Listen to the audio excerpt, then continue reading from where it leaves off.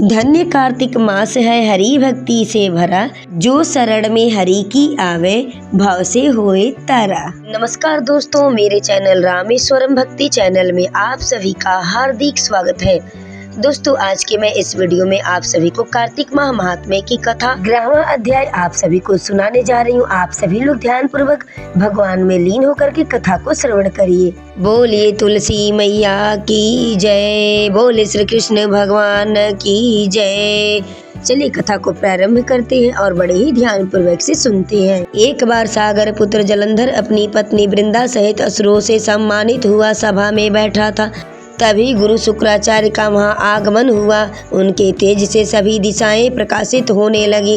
गुरु शुक्राचार्य को आता देखकर सागर पुत्र जलंधर ने असुरों सहित उठकर बड़े आदर से उन्हें प्रणाम किया।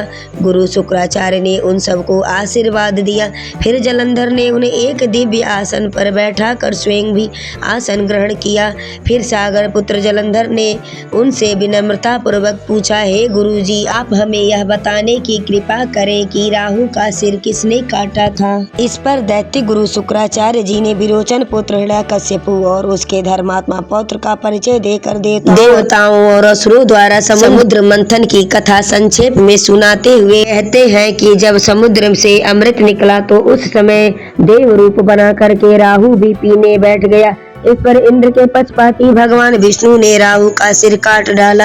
अपने गुरु के मुख से इस प्रकार के वचन सुनकर जलंधर के क्रोध की सीमा न रही।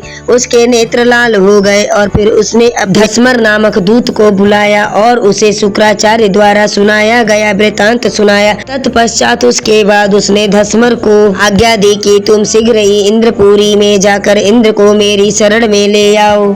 धस्मर जलंधर का बहुत आज्ञाकारी एवं निपुण दूत था। वह जल्दी ही इंद्र की सुधर्मा नामक सभा में जा पहुंचा और जलंधर के शब्दों में इंद्र से बोले, हे देवता धाम, तुमने समुद्र का मंथन क्यों किया और मेरे पिता के समस्त रत्नों को क्यों ले लिया? ऐसा करके तुमने अच्छा नहीं किया। यदि तू अपना भला चाहता है तो उन सब रत्नों एवं देवताओं सहित मेरी शरण में आ जा, अन्यथा मैं तेरे राज्य का ध्वंस कर दूंगा, विध्वंस कर दूंगा। उसके वचनों से इंद्र बहुत विस्मित हुए और कहने लगे, पहले मेरे भय से सागर ने सब पर्वतों को अपनी कुक्षी में क्यों स्थान दिया और उसने मेरे शत्रु दैत्यों की रक्षा की। इसी कारण मैंने उसके सब रत्न हर लिए। मेरा द्रोही सुखी नहीं रह सकता, इसमें संदेह नहीं है। इंद्र की ऐसी बात सुनकर वह दूत शीघ्र ही जलंधर के पास आया और सब बातें कह सुनाई। उसे सुनते ही वह दैत्य मारे क्रोध के अपने ओष्ठ फड़फड़ाने लगा और देवताओं पर विजय प्राप्त करने के लिए उसने उद्योग आरंभ किया। फिर तो सब दिशाओं अर्थात पाताल लोक से करोड़ों करोड़ों दैत्य उसके पास आने लगे। शुंभ निशुंभ आदि करोड़ों सेनापतियों के साथ जलंधर इंद्र से युद्ध करने लगा। शीघ्र ही इंद्र के नंदन वन में उसने अपनी सेना उतार दी। वीरों की शंख ध्वनि और गर्जना से इंद्रपुरी गूंज उठी। अमरावती छोड़ देवता उससे युद्ध करने चले। भयानक मार काटा हुई। असुरों के गुरु आचार्य शुक्र अपनी मृत्यु संजीवनी विद्या से और देव गुरु बृहस्पति द्रोणागिरी से औषधि लाकर देवताओं को जीवित करते रहे। इस पर जलंधर ने क्रोध होकर कहा कि मेरे हाथ से मरे हुए सारे देवता कैसे जीवित हो जा रहे हैं? जिलाने वाली विद्या तो आपके पास है। इस पर शुक्राचार्य ने गुरुदेव द्वारा द्रोणाचार्य से औषधि लाकर देवताओं को जिलाने की बात कह दी। यह सुनकर जलंधर और भी कुपित हो गया। फिर शुक्राचार्य जी ने कहा, यदि शक्ति हो तो द्रोणागिरी को उखाड़ कर समुद्र में फेंक दो, तब मेरे कथन की सत्यता प्रमाणित हो जाएगी। इस पर जलंधर कुपित होकर जल्द ही द्रोणागिरी पर्वत के पास पहुंचा और अपनी भुजाओं से पकड़कर द्रोणागिरी पर्वत को उखाड़कर समुद्र में फेंक दिया। यह तो भगवान शंकर का तेज था, जिसमें जलंधर की कोई विचित्रता नहीं थी।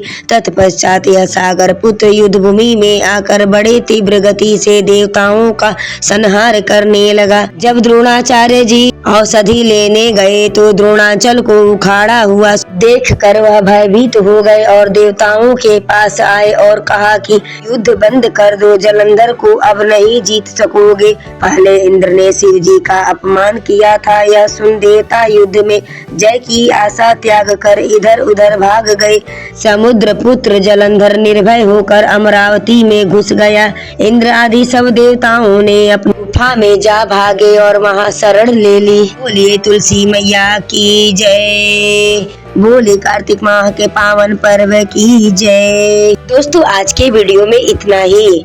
कार्तिक माह महात्म्य के 11वें अध्याय में आपने सुना कि जलंधर कौन था, जलंधर के पास इतनी शक्ति कैसे आई और जलंधर के भय से सभी देवी देवता कैसे परास्त हुए। अगली वीडियो में जानकारी पाने के लिए आप हमारे चैनल को सब्सक्राइब करें, लाइक करें, बेल नोटिफिकेशन को ऑन करें। कमेंट बॉक्स में जय माँ तुलसी जय श्री कृष्णा अवश्य ही लिखिए। दोस्तों अगली वीडियो में हम बताएंगे कि वृंदा कौन थी, तुलसी माता कैसे प्रकट हुई, तुलसी माता की उत्पत्ति कैसे हुई। इसी माता पर प्रकट होने की एक वीडियो हम आप सभी के लिए लेकर के आएंगे।